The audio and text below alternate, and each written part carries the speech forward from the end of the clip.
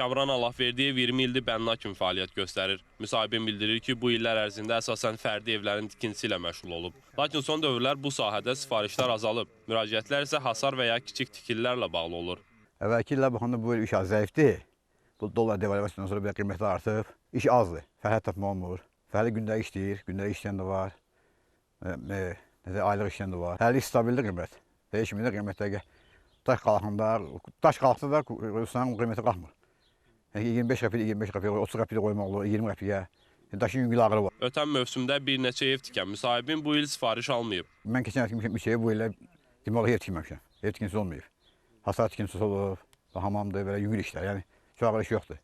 Azalıb ev tikintisi azalıb. İndi baxaq evə, ev var indi. Səkili ev var, 2 mərtəbə ev var. Səkili ev 8 min, 10 min. Rəsxudu var. Tikməyi, daş qoymağı. O ki məbləğ 10 min, 12 min arası, 8 min, 12 min arası.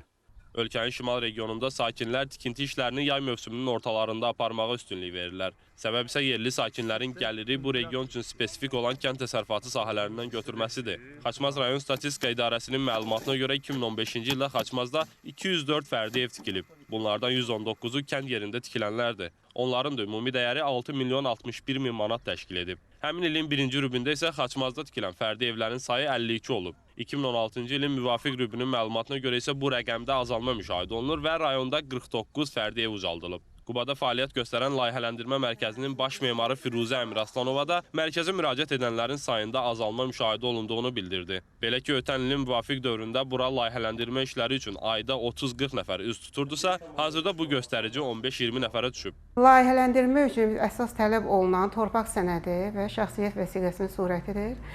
Və ola bilər ev tikilmiş vəziyyətdə ola bilər, yarı tikili və yaxud başa çatmış tikili ola bilər.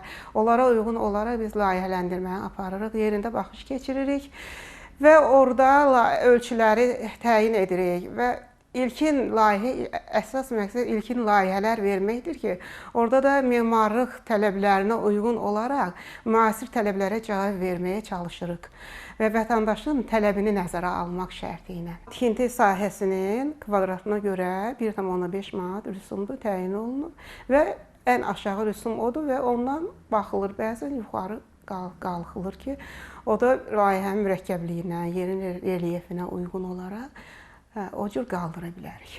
Baş memar onu da bildirdi ki, fərdi ev tikintisi zamanı layihələndirmə işlərinin aparılması üçün lisenziyalaşdırılmış təşkilatlara müraciət olunmalıdır. Sərvar Abdullayev, Sahib Məmmədov, Xaçmaz, Quba.